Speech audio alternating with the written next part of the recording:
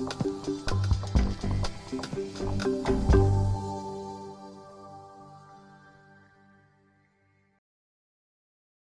is your speaker for today. Say hello. His name is Ethan. Say hi. I'm not very impressed, I'm afraid. So, anyway, well, I'm going to pass baby over to you, actually. I just want to say hello. Everyone sort of says, oh, hi, is that the baby stand? How are you guys doing today? Thanks. Remember, like, when it comes to me speaking, I hope you don't mind. Is it okay if we have a fun and interactive session today? Yes. Perfect. So I'm just going to turn my mic on. Testing. We coming in? Perfect. So I want to start off with, I'm going to be doing a session on how your employees can essentially perform like an Olympic-winning athlete. So what I was going to say, quick question for you. Who in the room would like to have more energy?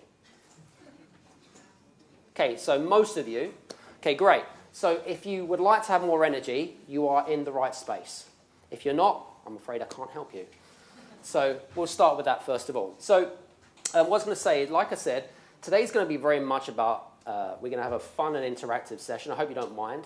I'm going to get you to actually do some of the work rather than me just teach you. Is that all right? Perfect. And I'm going to use that flip chart as well, which I'll transfer over in a certain. What I was going to say as well is you'll probably want to take some notes as well, because you're probably going to take up a lot of, I'm going to give you a lot of tips and advice about you can then embed into your own organizations throughout, all right?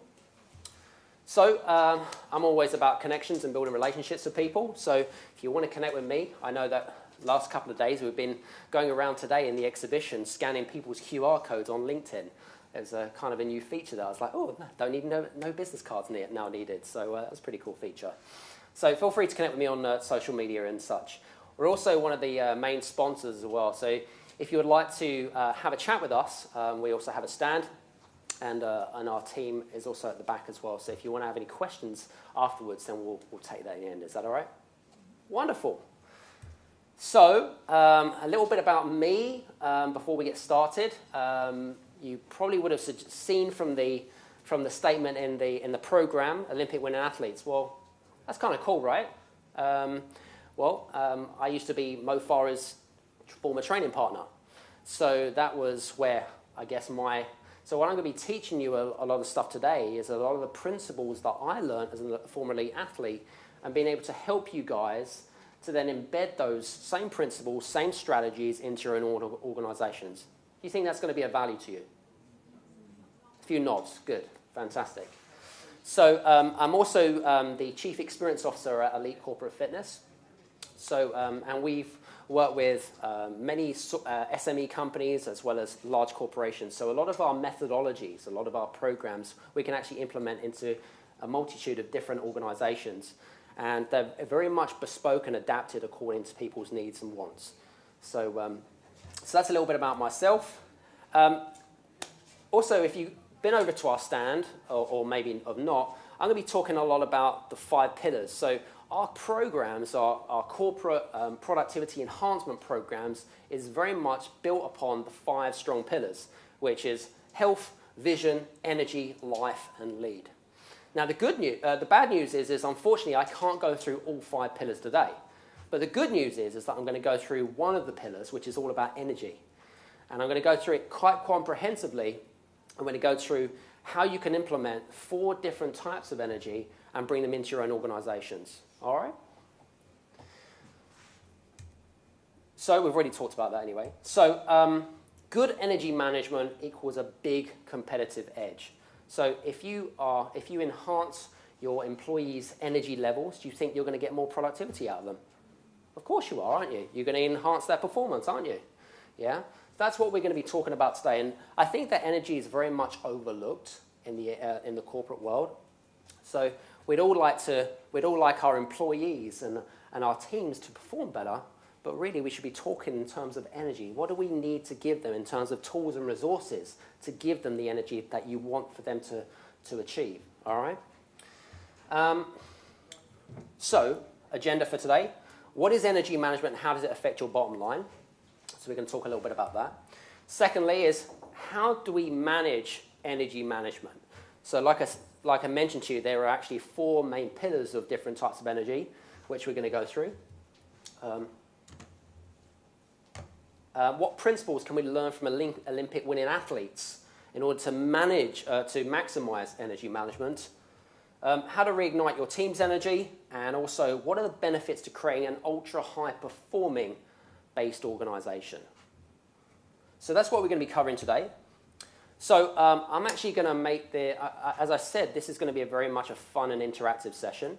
So what I'd like to do, I'm going to move this across here and put this in the middle here. There we go. So I think that's probably best there. Can you guys still see the screen from there? Yeah? I need a volunteer. Who would like to volunteer? Don't all put your hands up at once. You want to volunteer? You want to volunteer? Jump up, jump up, jump up, jump up, jump up. I've got to pick somebody, right? Okay, what's your name, sorry? I'm Victoria. Victoria, give her a round of applause. Good job. So Victoria, you're actually going to help me because what we're actually going to do is we're actually going to brainstorm some ideas about the challenges that people have with energy.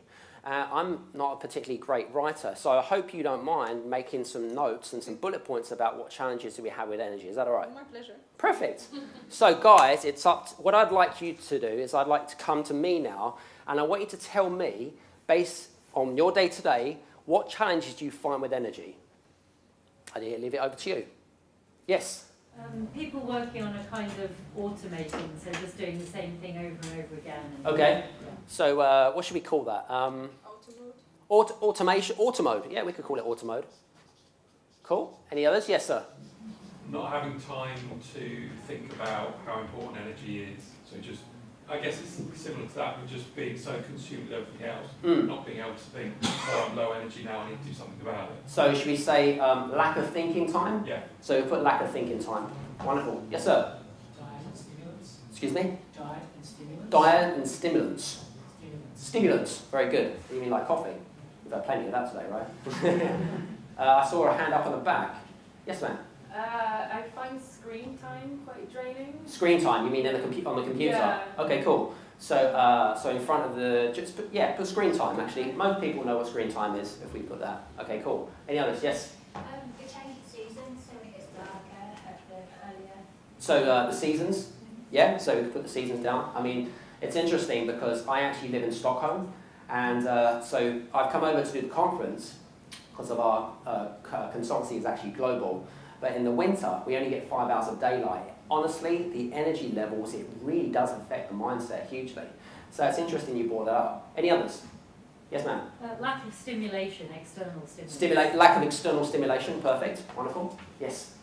Enthusiasm, I find it hard to keep enthusiasm going if my energy's up. Enthusiasm and motivation and things like that, yeah, we can put that down. So enthusiasm, or lack of enthusiasm and motivation. Yes, sir? Stress. Stress, yeah. Stress is good. A good one. It's a really trendy one, actually. Any others? Yes? Sleep deprivation. Sleep deprivation. Yeah, everyone's seen me with Ethan. You know, that's a lot of sleep deprivation for me. Anyone else got kids? Most of you got kids? Some of you got kids, great. I've got 3 now, so just he's the youngest. Any others? Any others? Anyone else want to contribute towards our challenges at all? Yes, ma'am. The time to find, so like exercise builds your energy, so time to find. So, are you talking about like delegation of like for lifestyle improvements type? Okay, so so we could put time for healthy activities. Yeah. Yes, sir. And lack of corporate corporate companies not taking it seriously. Okay, corporate focus or something like that. Corporate focus, yeah, we could put that down. So we could put lack of focus. So lack of focus from your businesses, right? Yeah. Okay, cool. Yes? Lack of autonomy. The autonomy? What do you mean by autonomy? So in terms of like you're working, you've got something that you've been tasked with, but you don't actually have any sort of response. You don't have the authority to really actually make a difference. Okay. So you've got this, got to make this work, but Yes. then you've got all these constraints around you, and you can't do it the way that you feel is best to do it, or Okay. yeah, So like a restriction. like you're in prison. Really, you just have to do it this way. Okay. So And should we there's no- should we put limitations? Yeah. We could put limitations. So we put limitations down. Yeah, limitations. Any others? Yes. Connected to that, role model. So if you have a really energetic, enthusiastic Yes. leader leading your project, that's Yes. a lot different to someone who's like, oh, let's just get this done. Yeah, that makes complete sense. So what are you saying? A lack So of role leader- models. Yeah, so lack of role models Okay. in leadership is. That's a really good one. Yeah. So lack of role models. Perfect. Any others? Yes. My office is like dead quiet sometimes, and it Okay. makes me just want to go to sleep. Okay. Music or something. Should we say lack of ambience? Yes. Okay, lack of ambience. I think that's a really good one, actually. Lack of ambience. Any others that I haven't? I have one as well. Yeah, go for it. For me, it's like lack of reflection. Lack of reflection. Time to think, just doing. So Yeah, reflection's a very important part. Definitely, absolutely. Lack of reflection or lack of time for reflection. Yeah. Any others? Lack of movement as well. Lack of movement. Yeah, being Anyone thought about that? too long. Yeah, so lack of movement, actually, that's a really good one. We're going to be talking about movement, actually, in the presentation, so lack of movement. I think this is a really good list. Are we happy with this list? Yeah? Okay, great stuff. Give her a round of applause. Thank you, my little helper. Great stuff. And actually, what I've also done is, what things suck our energy? Are you guys okay to see that, by the way, with that in the word? Okay, great. So we've got stress, which we've mentioned, stress, right? We've got lack of sleep, which you mentioned as well. Poor diet and nutrition, which we're going to talk a little bit about in terms of from an energy perspective. The fact that we have unhealthy habits and routines, because when we go to work, it might seem like Groundhog Day, right? Do you see what I'm saying? Groundhog Day. I was actually watching that movie the other day, which made me laugh. Lack of physical activity and movement, which is what you said at the back. Toxic environment, so that's ambience. We talked about ambience, didn't we? Negativity, and that's negativity, negative people, right? Negative people, the people that you work with. And also lack of purpose and clarity. Did anyone think about that one at all? Yeah. Lack of purpose and clarity. Yeah? So what is the purpose? What's the reasons why you go to work? What's the reasons why you get up? And things like that. Have you ever thought and questioned yourself, what is the actual purpose of that? Okay? So those are the other things that you can add to the list that you've currently got. So I found that there's actually 4 types of different energy. So physical energy is actually the main part of energy, okay?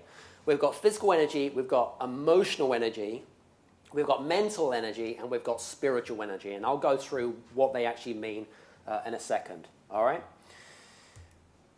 If I go too fast, will you just say, hey, you're going too fast? Because I tend to speed up during my presentations. I don't remember. Okay, different forms of energy. So physical types of energy, which is the main part of energy. In order to maximize physical energy, you have to have a significant amount of oxygen as well as glucose. So, that's probably one of the reasons why you had a pretty good lunch. Anyone? Good lunch? Fairly healthy. Some good fruits, good carbohydrates and things like that. Yeah, that's just to keep your physical energy levels up.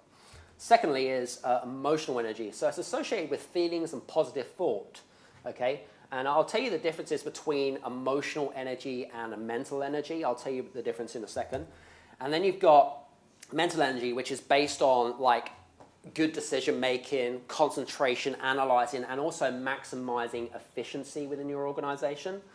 And the last one, which is spiritual energy, which is very, very much overlooked, which looks at organizational and employee purpose, but also your values and belief as a person, and do they match to, when you go to work, do they match to you as a person, right? Because if they're not, then you're incongruent in terms of your spiritual energy, okay?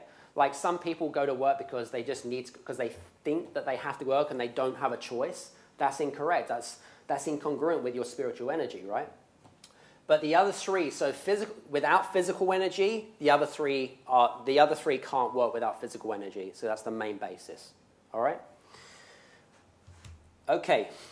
So these are kind of some of the main common questions around mainly physical energy, but also there's some other parts in there. And these are just through conversations that we've had with people through today and just in general around energy, is, what should I have for breakfast? What diet should I follow? How often should I eat? I'm new to this nutrition thing. What should I actually eat in the first place? I can't get a good night's sleep. Do you have any recommendations? I know exercise is important to me. However, I just don't enjoy doing it. The other thing is I don't feel the people around me are so positive, and it's bothering me. What do you recommend? So these are just some key questions that come up in conversations. All right. I'm sure there's probably other questions that you guys have for me today. So what we'll do is we'll have the questions at the end. Is that all right? Perfect. I know that you are a small group, but I'm sure we'll have plenty of time for questions and engagement, all right? Good. So 5 ways to increase your physical energy. And again, what I would suggest you do is I'd probably what I would envisage you guys to do is to actually make notes. I find the best way to learn is to actually make notes rather than taking screenshots with your phone, because it will just get lost with all the other millions of photos that are on your phone, all right? So the first one is, I find that the best thing to do is actually give complimentary snack boxes such as nuts, seeds, and dried fruit. So the company Graze, which are really popular now. So I know that they are in shops and things like that.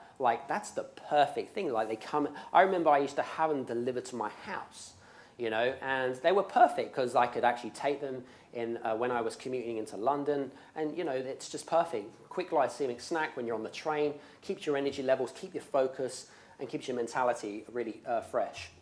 Secondly, is every 60 to 90 minutes, go for a stretch. Walk the stairs, climb the stairs, because what it is that it's really crucial to get oxygen into the cells, right? So, you will see, for me, today, I've just been walking around and then, getting some fresh air and things like that. It makes a real big difference. It really lifts kind of brain fog as well. I don't know if you agree with me, but it helps really lift brain fog. Encourage your employees to do that, yeah? Eat small and often, every 3 to 4 hours, and drink every 30 to 60 minutes, just to keep your metabolism up more than anything else. So, we talk about healthy habits and creating healthy behaviors. Just by encouraging people to just drink, if you give someone a 1.5 litre bottle of Evian, for example, okay, and say, hey, this is what we encourage people to do. If you finish this off by the end of the day, then guess what? We know that you're going to be sharp. We know that you're going to be able to be a bit more alert in your decision making. Number 4 is to exercise by doing 2 cardiovascular and 2 strength training sessions. I know this isn't rocket science, right? But the fact of the matter is that most of us don't do it. That's the reality. And the last one is provide a sleep room for power naps in the day. So as I explained to you, I'm from Scandinavia, and even the very smallest companies actually have a dedicated sleep room for their employees. It's kind of, it doesn't have to be anything big, but they're not allowed cell phones in there, not allowed laptops, nothing like that. It's literally just a room for thought or just a power nap. And it's amazing you can just create that extra energy just by providing something like that, yeah? I think people are continuing to write. Is this okay, or am I happy to move on? Move on? Sorry, can I just... Yes, sir. About, I think it's point 4 about the... Oh, sorry. The exercise. Yes. Would you say that should be 4 separate sessions, or is that 2 sessions, or doesn't it? No, it's 4 sessions. 4 sessions. Yeah, but I think when we refer to exercise, and this is just a general point of view from conversations, is that exercise is seen as, oh, we must go to the gym and exercise. That's not the case. Exercise can just be something which you create in your own general routines, even such as walking the dog, You can actually create a cardiovascular session out of that, So I try and entwine it into my daily routines and habits. Does that make sense? Yeah? Cool. Yes, sorry, sir. On the power naps bit, yes. Quite intrigued me, because I've seen that on Talking UK. Okay. How long do people normally take that? Do they 10 minutes, 5 minutes? Literally 15 minutes, and that's it, power nap. That's your experience. Yeah. 10 to 15 minutes. You don't need them more than 15 minutes, because what happens during a certain sleep cycle, if you go over the 15 minutes, it's too much. It means that your body's kind of shut down too much. But with a power nap, you quickly, briefly it's a bit like putting your computer into sleep mode and then awaken it a little bit. it's much more efficient if you operate like that. But if you operate after 15 minutes, it's generally no good. It takes time for the body to wake up and the systems to fire up a bit more. But there's a lot of research to suggest that power naps are very, very good for you, and providing certain sleep rooms is just one way of doing that. All right? Any other questions? No? Good.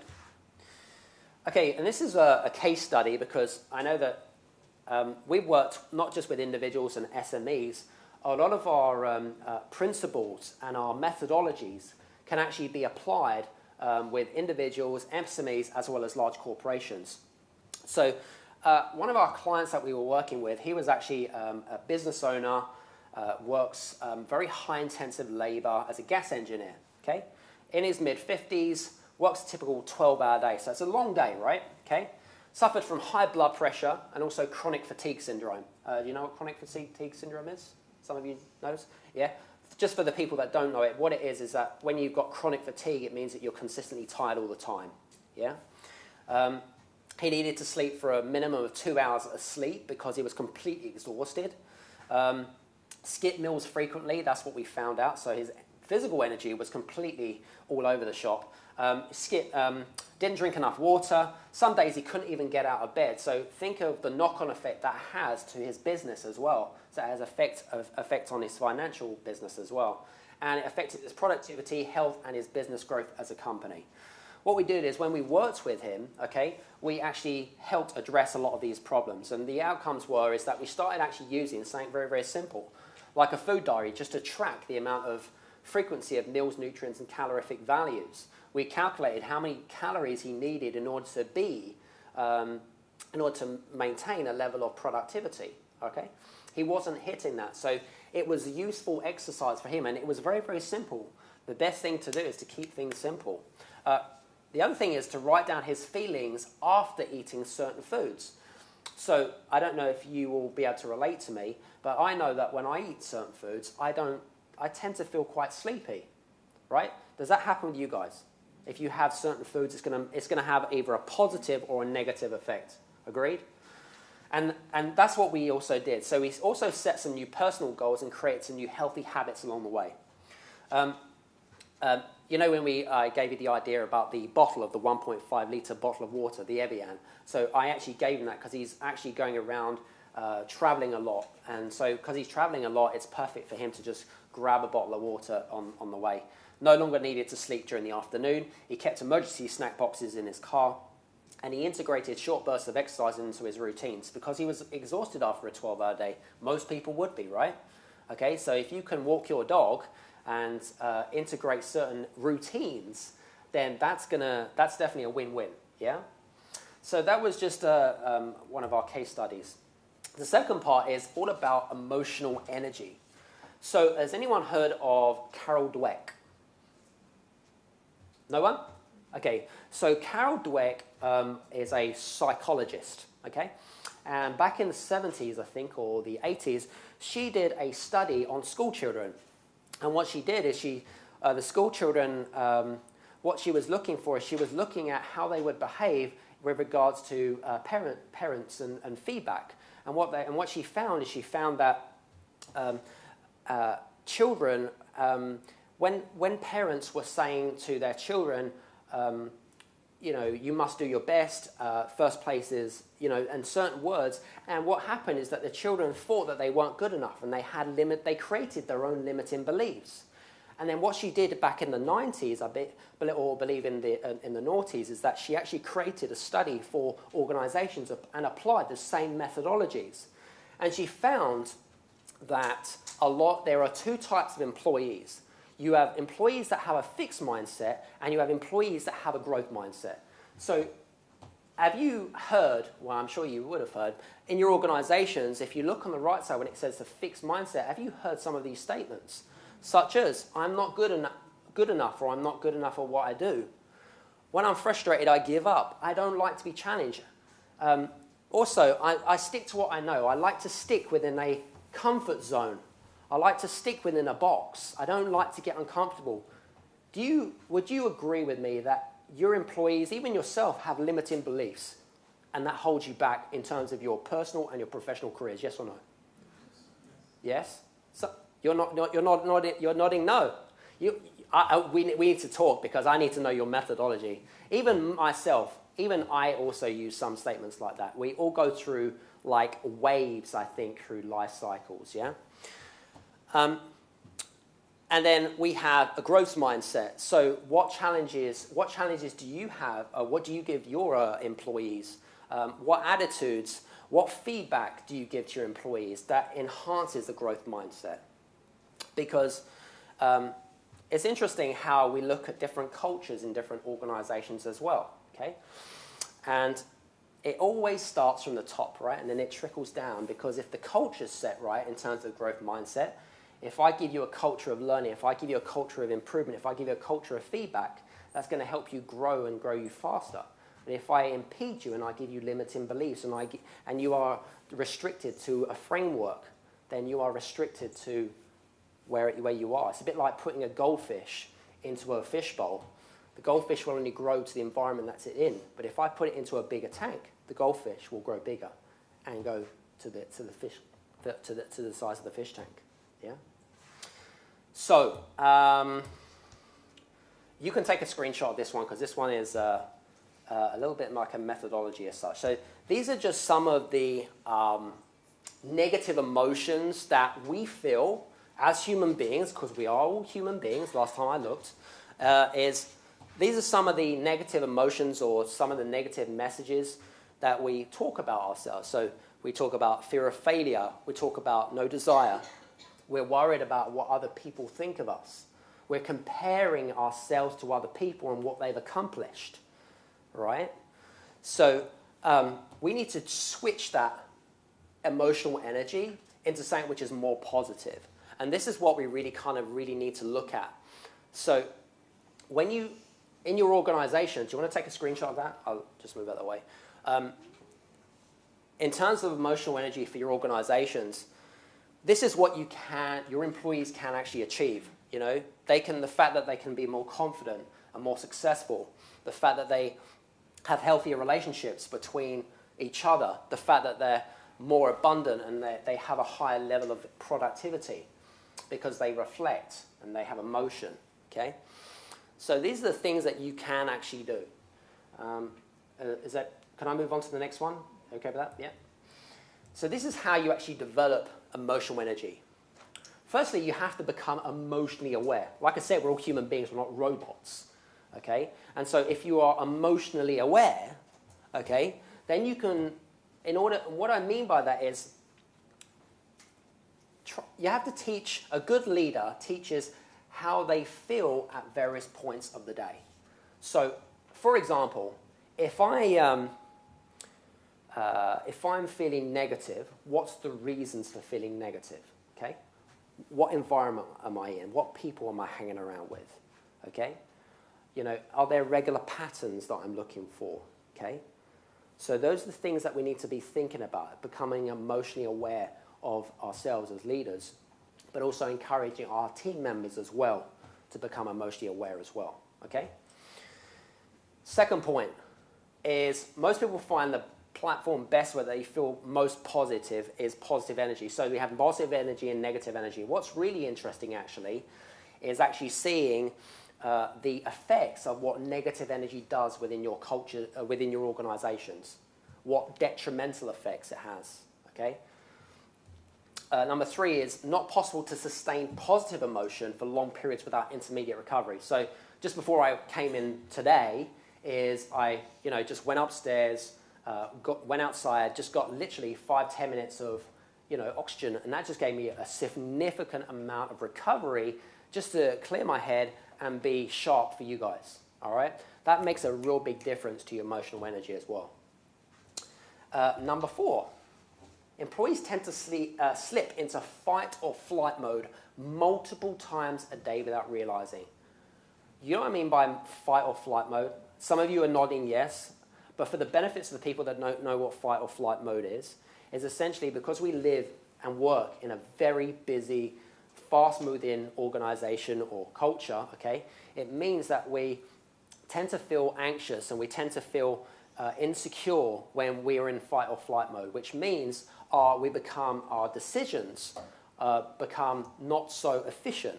Okay, it means that we're not as responsive. We can't make clear decisions because we have fight or flight mode, and we go through that multiple times a day without even realizing it. All right.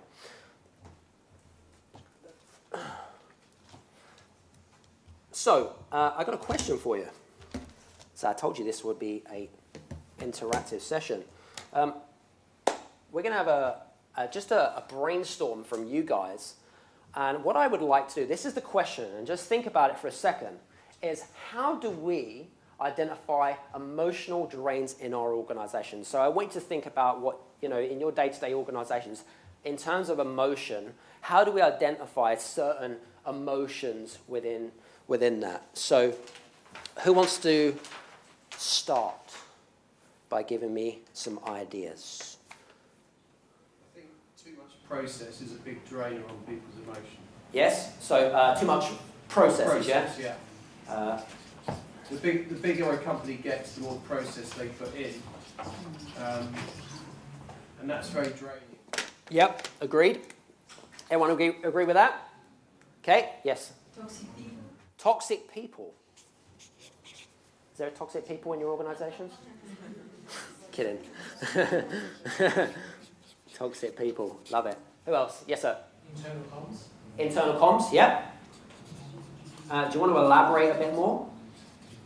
Well, the way the top of the house, the management communicate with the rest of the organisation, the spin they put on that and so forth, can really affect the morale. Everyone agree with that? Yeah. Yeah, perfect. Who else? Internal conflict. Internal conflict. I like that Whether word. it be between employees or between departments. Okay, should we say, we'll say organisational conflict, is that all right? Organisational conflict. Perfect. What else? Lack of vision. Lack of vision. I love that word. I'm glad someone said that. Lack of vision. And I think coupled with that is a lack of clarity. Lack of clarity. Yeah, absolutely. Mm-hmm. Because you can have both of those things or either. Yeah. You can have neither. Uh-huh. If you have neither, it's real. Yeah. I agree, 100%. Would you agree that when a company gets to a certain size, we tend to lose lack of vision or lack of clarity when we get to a certain size? Would you agree with that? Yeah? Perfect. Who else? What else? Politics and ego. Politics and ego. Ooh. Ooh. Politics and ego. I love that. That's great. Fantastic. Oh, we had great conversations in the break. So Too many meetings. Too many meetings. I'm not even going to go there. Too many meetings. Or should we say too many meetings which are kind of extended and pointless? Too many meetings. Yeah. Okay, what else? Yeah. Lack of processes and systems. Lack of process. Yeah. Okay, so I'll put lack of systemization.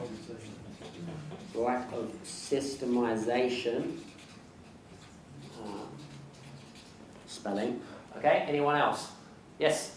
Lack of decision making. So if you've got that too many cook situation Yeah. where an idea just gets diluted because there's too many people. Too many cooks for the broth. How Too does many that sound? cogs, lack of leadership. Okay, all of cool.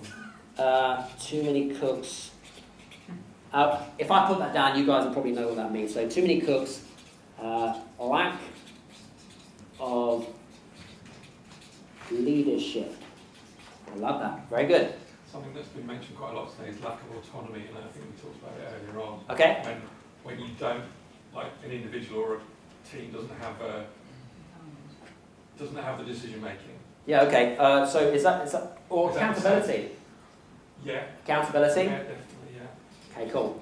All right. We're going to move on. This is a good list. Wonderful. I love that. Very good engagement stuff. Cool. Okay, because we've only got 5 minutes, I was going to do a group exercise with you, but you can write this down, and I'll teach you, and then if we get time at the end, we can do it at the end. Is that okay with you? We can do the group exercise at the end. So we'll do that at the end anyway. Okay, mental energy. What ways do we encourage, what ways do you use to encourage mental energy? So we already just spoken about emotional energy. Now we're talking about mental energy. So in terms of decision making, in terms of, from a mental perspective, what do you guys do to increase people's mental energy? So what are you doing to change that? Yes? Encourage delegation. And encourage, that's a very good one. Fantastic, yeah?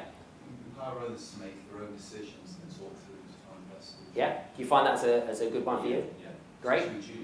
So empowering others is a really powerful thing as well. And it doesn't really cost too much either. In fact, hardly anything. Okay, any others? One more. Yes? Could we add to the empowering managers or other staff? Yes. So also, like you kind of, you also make them feel safe if they do make the wrong decision? Yes, absolutely. Safe environment to do So that. here's a good point, especially in the UK, is that we talk about the fact that making mistakes is a bad thing, and I think that's a really British culture type of thing, but actually making mistakes in Europe is actually a good thing because you learn from it. So I think that's a really good point that you brought up there. So I'm going to move on to the next one if that's okay. So 6 ways that you can increase your mental energy in your organizations. Encourage block your day into 90 to 120-minute sprints, so 1.5 hour to 2 hour sprints, okay? And they call them sprints, I call them power sprints. Eliminate multitasking. You're probably going to laugh at me in a second. Because actually if you multitask, what we found is that it actually increases the time taken to complete task by task. But if you, what they call monotask, all right, which is focusing on one activity at a time, you'll actually, you really engross yourself and focus in getting that thing done. Number 4, unplug from technology such as phones, emails, and technology, and concentrate on the most important task first within the first hour. And I call this eat the frog.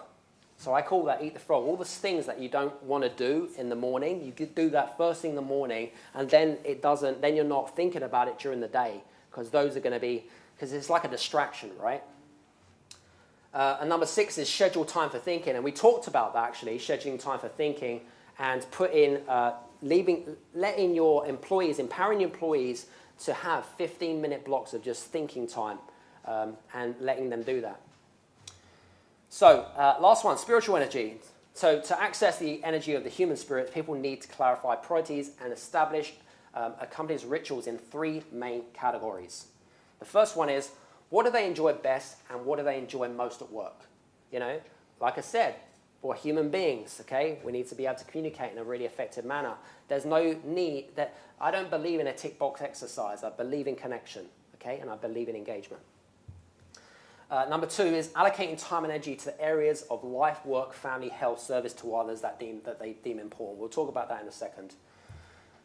Number 3 is living their core values in their daily behaviors. And we talked about it at the beginning, right? We talked about the alignment of your own core values and are they aligned to your organizational values.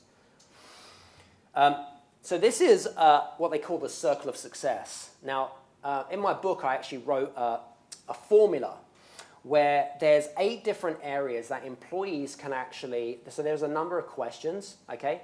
And within the questions, you would score between, say, 1 and 5. And at the end, you would then tally up the total, and you would then be able to find out, employees will be able to find out which areas of their life they would like to focus on. So could it be relationships, could it be finance, or whatever it is. So it gives employees, in terms of alignment, it gives them the perfect tool. All right. So if you want to give that a shot, again, go to the back of the stand and then take a look at some of the questions and give it a shot. Scenario. So we're working with David, who was head of communications at a pharmaceutical company. And what it was is he was working for a pharmaceutical company, but then got bought out by a larger pharmaceutical company. And what happened is that when he went into his new role, there was a change in his behavior, attitude, and became a very negative person. So the company that took over was actually an American culture, and they haven't adapted to the way British people have, the way they think and the way they act and things like that. And this, in his position, he felt undermined and scrutinized to people in America, okay? So, and this increased anxiety. He really didn't enjoy going to work. And he felt into a really deep and depressed state. he felt useless and saw any positive achievement was down to pure luck. What we helped him do is we worked with his partner to help formulate a strategy, which was the first part. Okay. Second one was we used coaching, neuro-linguistic programming, and reflection to help recovery. Number 3 was we stopped him using the victim mentality of blaming himself. Right, we're very good at that, and got him to use the 3-lens perspective. What that basically means is, if we look at the reverse lens, if the other person, if you're in conflict with the other person, what would they see it? Okay, and there's their solution. The long lens looks at it. Okay, 6 months down the line, how is this going to affect me? Okay, the wide lens, what can we learn from it? Okay, so what improvements and what can we learn from that experience? Number 4 is realised his role was not what he enjoyed and was not aligned to his personal values.